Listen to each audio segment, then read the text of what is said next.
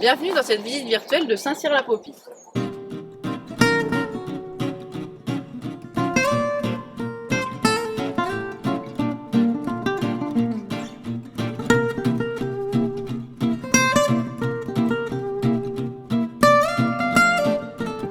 Village lotois du XIIIe siècle, on y compte seulement 200 habitants à l'année et pourtant on y trouve pas moins de 13 monuments historiques dont sa célèbre église. Il se distingue par sa position dominante au bord d'une falaise de 100 mètres de haut, bordée en contrebas par le Lot. C'est également un haut lieu de la création artistique depuis le XIXe siècle.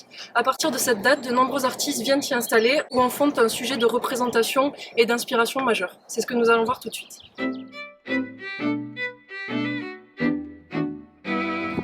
La fin du XIXe siècle voit la démocratisation de la carte postale illustrée en France.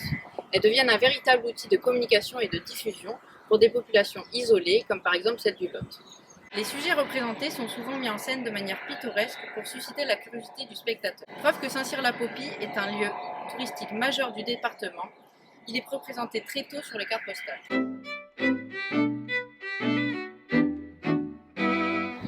Le peintre paysagiste français William Didier-Pouget représente lui aussi le village lors d'un de ses séjours dans le Lot. À droite, le Lot se démarque en contrebas. Le village est couronné de son église, élément patrimonial essentiel du paysage saint-cyrois. Enfin, au premier plan, le chemin d'accès nous invite à pénétrer dans le village.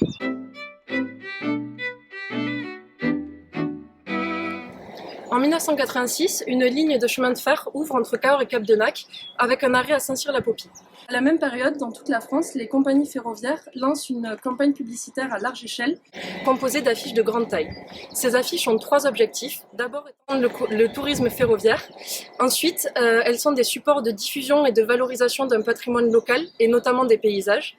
Et enfin, en plus d'être des supports publicitaires, elles sont des œuvres d'art créées par des artistes, comme par exemple Constant Léon Duval, dit Constant Duval, qui produit 3 affiches pour le département du Lot. Son travail illustre bien un type particulier d'affiche qu'on appelle l'affiche tableau et qui se caractérise par de larges bordures colorées et unies.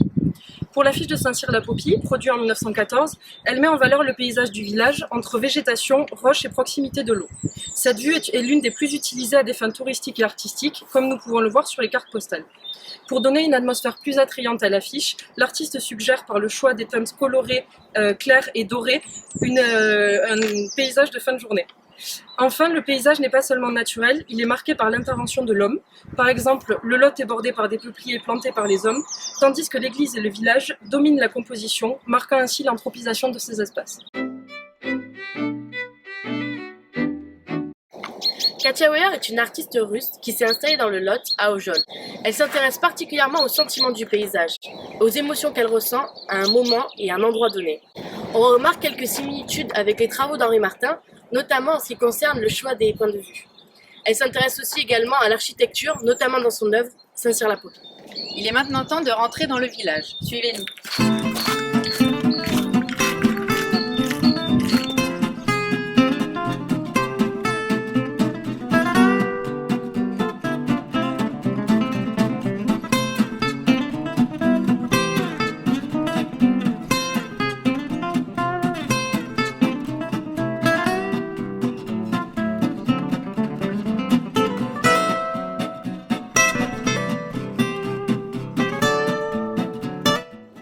Grand photographe humaniste du siècle dernier, réputé pour ses photographies parisiennes en noir et blanc, Robert Doisneau découvre le Lot et la Dordogne lors de ses tout premiers congés payés en 1937 et réalise au cours de l'été 1954 de nombreux clichés des sites et villages emblématiques du département comme Rocamadour et le gouffre de Padirac.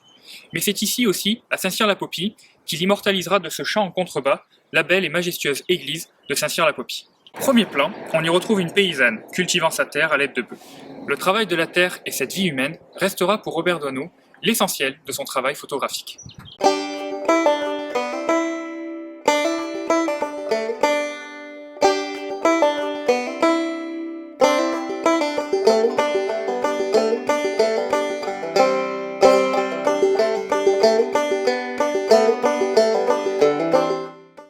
En 1914, le train de Pierre Dorat tombe en panne dans le Lot, et c'est à cette occasion qu'il découvre le village de Saint-Cyr-la-Popie.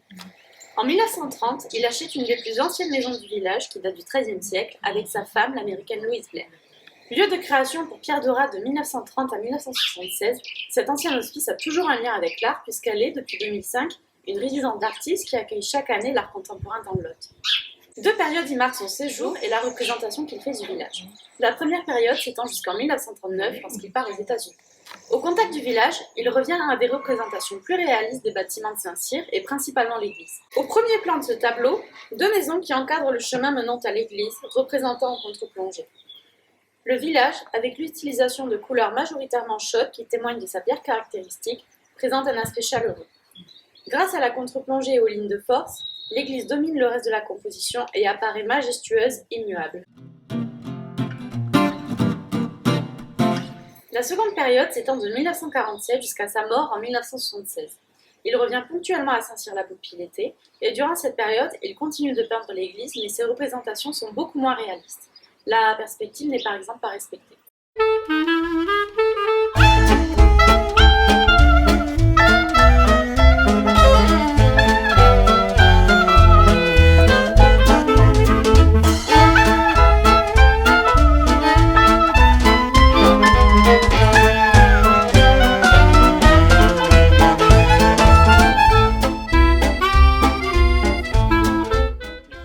Quand on pense au département du Lot, on pense forcément à Henri Martin.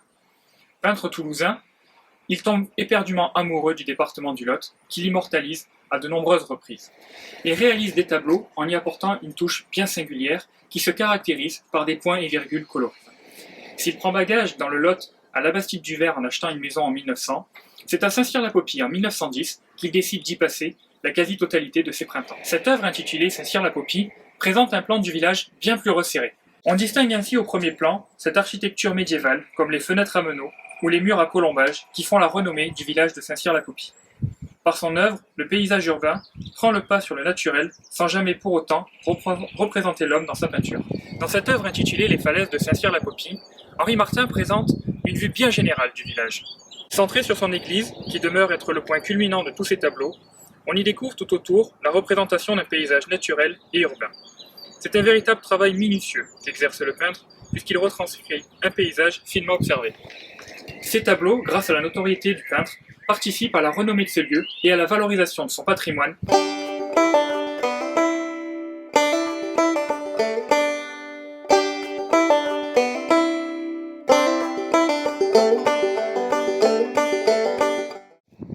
D'autres artistes comme André Breton tombent amoureux du paysage Saint-Cyr-la-Popie sans pour autant le représenter.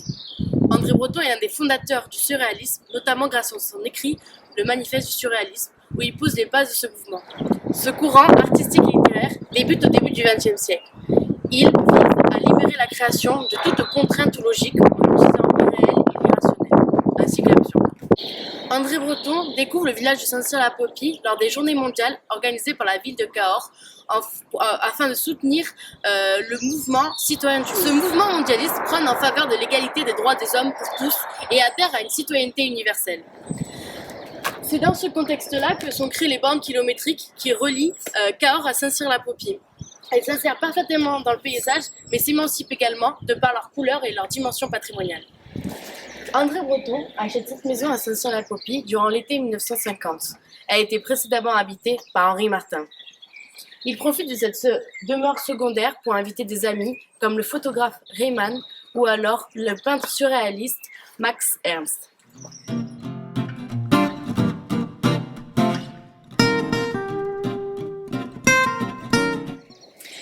Luc Lagasky, jeune photographe installé à Cahors, est un de ces artistes qui partagent ses photographies avec les Lotois pour leur faire prendre conscience de la richesse de leur patrimoine naturel. À travers ses photographies, il leur fait découvrir ou redécouvrir leur territoire et les sensibilise par la même occasion à sa préservation. Luc Lagasky immortalise Saint-Cyr-la-Popie et reprend cette vue si célèbre de l'église trônant au sommet de la falaise, dans cette ambiance brumeuse qui lui est chère. C'est ainsi que se termine cette visite du village de Saint-Cyr-la-Popie. Fort de son patrimoine architectural médiéval, le village a été élu en 2012 village préféré des Français. Et il demeure encore aujourd'hui un haut lieu d'attraction artistique, grâce notamment aux maisons Dorat. Et si vous voulez en savoir plus, n'hésitez pas à venir sur le site internet artsetpaysagesdansle-lot.fr.